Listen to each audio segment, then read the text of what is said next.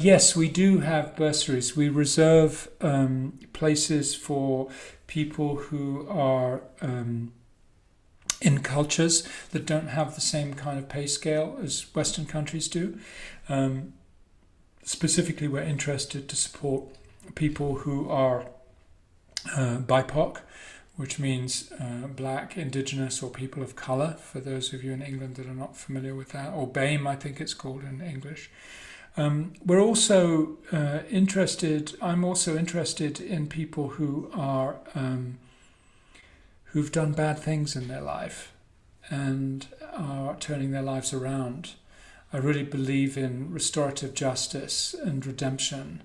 I've had enough to redeem in my own life to know how important that is. And so we've had people who've been imprisoned before join us, who are now taking the work into the prison system. We've had people that have lived in lives of addiction that then transform that into their ability to help other people with addiction. You know, that Joseph Campbell thing of your greatest challenge is your greatest gift is really what we believe in. So I personally see every application and every video that's done of an application for what we call scholarships. And another fundamental part to us of it is, how is it going to be paid forwards?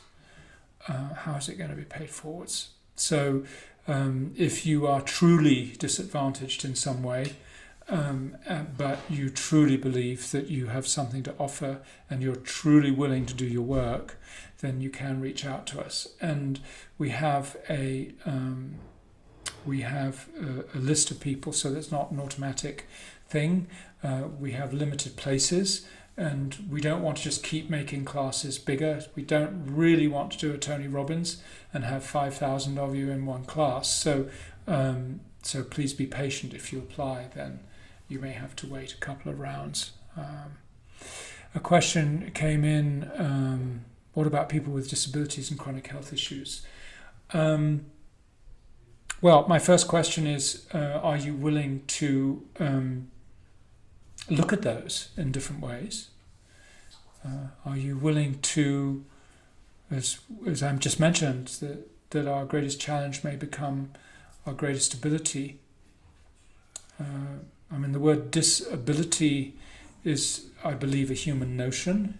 It's not a reality, and we know that all of us have challenges, and all of us have gains, and all of us have disadvantages, and all of us have advantages in some way or another.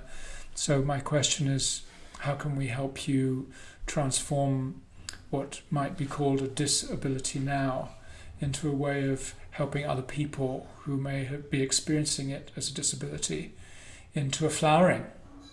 What does it take for human consciousness to feel free and play and be joyful? And what are you willing to do about that?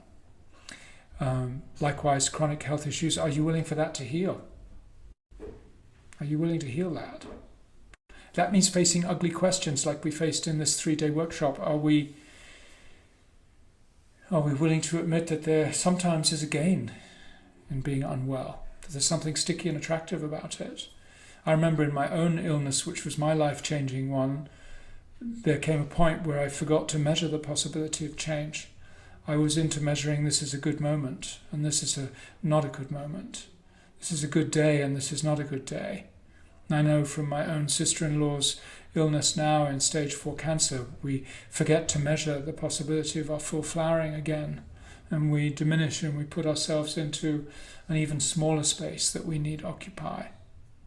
But when we consider people like Richard Dawkins, or people who break the mold, people who develop their exceptionality, they nurture their miracle selves, that's really the question. Breathe.